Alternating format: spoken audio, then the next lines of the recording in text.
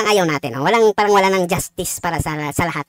No, kung ano lang yung gusto nilang palabasin na hustisya dyan sa Wanted sa radyo, dapat doon na rin ang hustisya na lalabas doon sa Senado.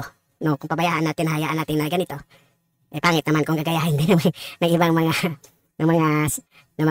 gawain ng gobyerno, ng mga ibang senador o mga congressman na gagawa ng ganitong programa.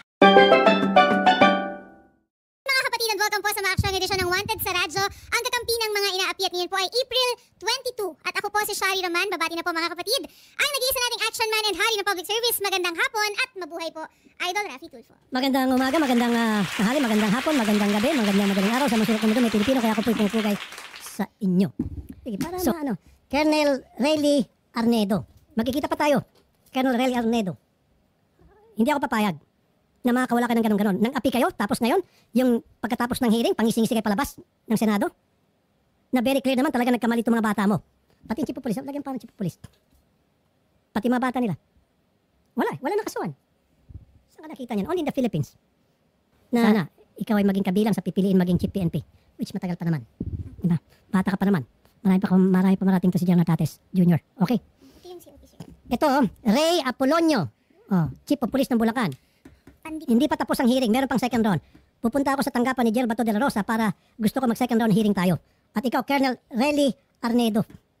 And this time, ako po ay susulat kay Chief PNP para kung pwede umaten o magpadala ng siguro yung deputy niya para makinig. With all the piece of evidence, tingnan natin kung hanggang saan kayo. Hindi ako bibitaw.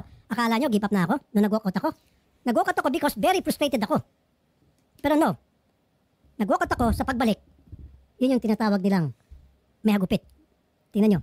Ikaw, ikaw, Colonel Apolonio, at ikaw, Colonel Arnedo. Diba? Reload. Yung sinasabi natin na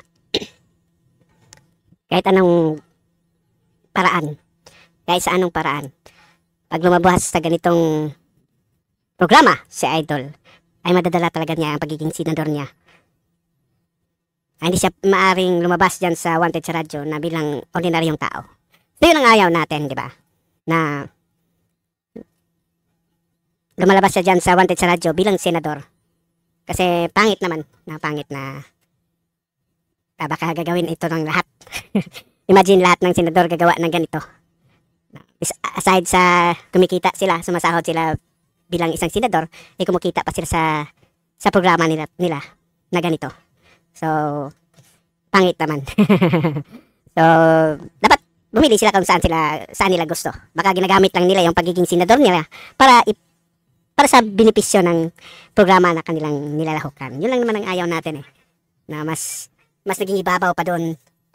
Kagaya nito sa kaso dito, hinahawakan kasi nila yung kaso na yan ng mga pulis na yan. Nagkataon na dinala nila doon sa Senado. So kaya parang ayaw nilang bibitawan, no? Kailangan nagkamali talaga yung mga pulis kasi kaso nila yan galing sa Wanted sa radyo dinala doon sa Senado. So kailangan magipit talaga ang mga pulis. So yun ang ayaw natin, no? Parang wala ng justice para sa lahat.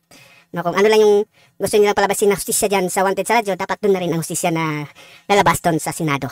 No, kung pabayaan natin, hayaan natin na ganito, pangit naman kung gagayahin din ng ibang mga gawain ng gobyerno, ng mga ibang senador o mga congressman na gagawa ng ganitong programa. Of course, alam naman natin na huwag na muna natin pag-usapan yung mga ganyan. Kasi, of course, libreng publicidad, di ba? So, yun lang.